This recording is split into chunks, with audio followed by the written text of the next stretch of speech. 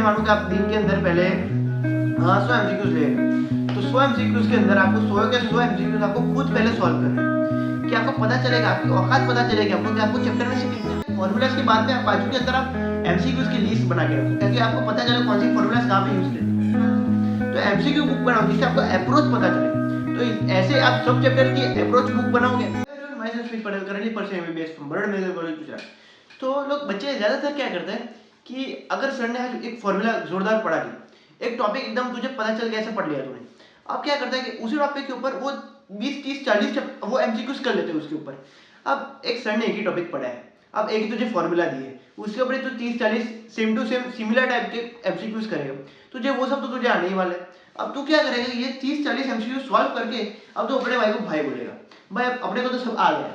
अब जब ये भाई एग्जाम देने जाएगा और एग्जाम का वो पहला क्वेश्चन देगा तो वही भाई अब बिगी बिल्ली बन जाएगा, क्योंकि उसको उस टाइम पे कुछ पता ही नहीं चलेगा, क्योंकि वो जो तूने 30 40 सिमिलर एमसीक्यूज किए उससे तेरा सिर्फ क्वेश्चन पेपर के अंदर 1 के 2 मार्क का वेटेज हो, और वो तू अगर क्लियर कर नहीं पाएगा तो फिर वो तू खाक भाई का लाएगा।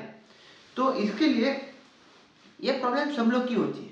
अब ये प्रॉब्लम की जड़ ये नहीं है कि आपको वो एक ही टॉपिक पढ़ा है, ये जड़ ये है कि आप एक ही टॉपिक के ज्यादातर एमसीक्यूज करते रहते हो। पर इस बार इस पीएनएस सीरीज के अंदर, पीएनएस सीरीज 8 के अंदर मैं आपको बताने वाला हूँ आपको एमसीक्यूज की प्रैक्टिस कैसे करनी है, कि आप ऐसी प्रैक्टिस करो कि आपको वो एमसीक्यू आपने किया वो लाइफ टाइम तक याद रहे कि आपको ये मेथड से, ये अप्रोच से करना है।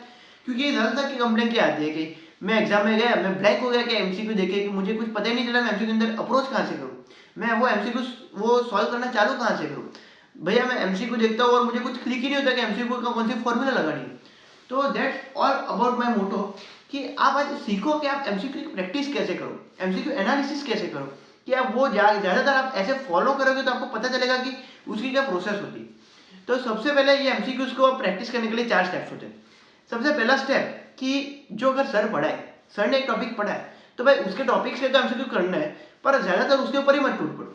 वो एमसीक्यू आपने टॉपिक के 10 20 आपने एमसीक्यूज कर लिए, वैसे दूसरे टॉपिक के 10 20 एमसीक्यूज कर लिए, वैसे चैप्टर के अंदर अगर 10 टॉपिक्स है तो 10 के 10 20 एमसीक्यूज कर लिया आपने। उसके बाद एक आपने जो एमसीक्यू वाली एक सीट लेनी है, आपका जो भी कोई सोर्स हो, कोई भी इधर का भी सोर्स हो, वो एमसीक्यू वाली सीट लेनी है। उसका आंसर की बने तो पहले उसको फाड़ के फेंक दो, फाड़ के फेंक दो मतलब उसको संभाल के रख दो, वो आपकी आंखों के सामने नहीं आना चाहिए, उसको उसके अंदर देखना ही नहीं है आपको पहले।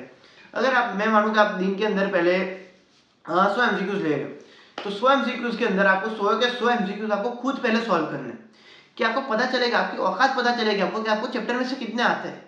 क्योंकि 100 में से 100 आप सॉल्व करोगे ना खुद तो आपको पता चलेगा मुझे भाई 50 ही आ रहे हैं, मुझे ज़्यादा नहीं आ रहे। तो वो 50 आपको क्या है कि वो आपके टॉपिक्स के सिमिलर जो आपको डायरेक्ट दिख जाता है ना कि ये फॉर्मूला लगानी, वो वाले एमसीक्यूज होंगे। अब जो दूसरे बचे 50 वो मेन एमसीक्यूज आपको क्लियर करने हैं। तो वो उसकी प्रैक्टिस कैसे करनी है, तो पहले तो आपने वो 50 100 एमसीक्यू सॉल्व किए, उसमें से 50 आपके सही पड़े, आपको पता चला, फिर आपने आंसर किसे देखा कि दूसरे 50 के ये आंसर्स है। अब उसको वापस एक बार गो थ्रू करो, आप आंसर्स देख के एक बार गो थ्रू करो कि मुझे कौन से एमसीक्यूज कहीं पे मुझे अभी कहीं पे वो क्या कैलकुलेशन मिस्टेक हो गई कि कहीं पे मुझे लगा कि फॉर्मूला मुझे आती थी पर वो मैंने अप्लाई करना भूल गया। तो वैसे वैसे करके आपके दूसरे 20 30 एमसीक्यू निकल जाएंगे कि आपको पता होगा कि इसका अप्रोच क्या है, पर आपको उस टाइम पे क्लिक नहीं किया होगा। तो वैसे ही निकल के आपका लास्ट में बचेंगे 20 25 एमसीक्यूज। अब स्टेप 2, ये 20 25 एमसीक्यूज है ना, वो आपके एमसीक्यूज गलत हुए नहीं है, वो आपके टॉपिक्स वीक से, मतलब ये 20 25 एमसीक्यू के टॉपिक पे आपको ज्यादा फोकस करना है। तो वापस आप उस चैप्टर को खोलो और वो जो 20 25 एमसीक्यू से अपने जो गलत हुए ना उसके टॉपिक्स को एक बार गो थ्रू करो, ये टॉपिक के अंदर क्या बताया, फिर ये एमसीक्यूज का सर से सॉल्यूशन लो या फिर आप ऑनलाइन कहीं से भी सॉल्यूशन ले लो, आपको कैसे अप्रोच करना है वो देख लो, वो सब एक बार गो थ्रू करो। फिर उस 20 25 एमसीक्यू के टॉपिक्स भी आपको एक बार क्लियर करना है पूरे के पूरे। तो अभी तो आपका एक चैप्टर पूरा क्लियर हुआ, अब जब भी तो आपके एक चैप्टर के सब एमसीक्यूज क्लियर हुए। तो ये स्टेप 2 हो गया कि आपको जो टॉपिक्स आपको पता चलेगी, आपकी जो एमसीक्यूज आपने सॉल्व किए उससे पता चला कि आपको कौन से वीक टॉपिक्स है, अब उसको आप क्लियर करो। मतलब एट द एंड आपका जो आता था वो भी क्लियर हो गया, अब जो नहीं आता था वो भी क्लियर करो, मतलब आपका चैप्टर पूरा कंप्लीट हो गया, एक चैप्टर का एक बेस बन गया कंप्लीट। अब स्टेप 3, उस चैप्टर की फॉर्मूला बुक बनाओ। अब लोग क्या करते हैं, फॉर्मूला बुक मतलब जो फॉर्मूला दिखती है चैप्टर के अंदर वो बड़ी बड़ी उसके अंदर डार्क अक्षर में जो दिखती है वो फॉर्मूला डायरेक्ट नोटबुक के अंदर छाप देते हैं। भाई तुझे सिर्फ ये फॉर्मूलाज नहीं छापनी है, ये फॉर्मूलाज आप कहाँ कहाँ पे अप्लाई करते हो, वैसे एक तो एमसीक्यूज भी उसके साथ साथ लिखने लगो। अगर आपने एक फॉर्मूला लिखी v = u + ad, तो उसके साथ साथ वो कहाँ पे आप अप्लाई करते हो वो भी आप एक साइड के अंदर एक दो एमसीक्यूज लिख दो, ताकि जब आप फॉर्मूला बुक गो थ्रू करो तो आपको सिर्फ फॉर्मूला देख के फॉर्मूला तो आप 5 मिनट के अंदर 20-25 फॉर्मूला रीड कर लोगे, पर आपको पता है कहाँ पे चलेगा कि आपको कहाँ पे यूज करनी है। इसलिए आप फॉर्मूला के बाजू में एक एमसीक्यूज बनाओ, जिससे आपको पता चले कि आपको कहाँ पे यूज करनी है formulas. That's a very big change you can see when you right MCQs behind your formulas. तो स्टेप 3 हो गया फॉर्मूलाज के बाद में आप बाजू के अंदर आप एमसीक्यूज की लिस्ट बना के रखो, क्योंकि आपको पता चले कौन सी फॉर्मूलाज कहाँ पे यूज करनी है। देन स्टेप 4, फॉर्मूलाज की सीट भी बन गई आपके पास। अब आते हैं मेन बात रिवीजन की। आप जितना भी पढ़ लो, कुछ भी कर लो, आपका रिवीजन के बिना आपका ये पढ़ना जीरो है। अब रिवीजन के अंदर अगर मैं आपको बोलूँ आप रिवीजन कर लो ये 2 चैप्टर का, तो आप क्या करोगे, उसकी थियरी रीड करोगे, उसकी फॉर्मूला बुक के अंदर से फॉर्मूला देखोगे, पर that's not the way you solve और यू रिवाइज। अब रिवीजन करने के लिए भी बेस्ट मेथड ये है कि आप एमसीक्यूज क्या करना है कि आपके फॉर्मूला बुक्स के अंदर आपने एमसीक्यूज लिखे, उसके साथ साथ दूसरे बुक बनाओ एमसीक्यू बुक। अब एमसीक्यू बुक्स के अंदर वैसे एमसीक्यूज लिखो, या फिर आप जो एमसीक्यूज आपने जितने इस बार जो सॉल्व किए उसके अंदर ऊपर टिक मार्क कर दो, मतलब सर्कल कर दो कि भाई मुझे ये एमसीक्यूज थोड़ा अच्छा वाला है, तो ये एमसीक्यूज के मुझे थोड़ा दिमाग लगाना पड़ा, थोड़ा लॉजिक लगाना पड़ा, तो जो जो ऐसे अच्छे अच्छे एमसीक्यूज लिखे उसके ऊपर राउंड ऑफ कर लो।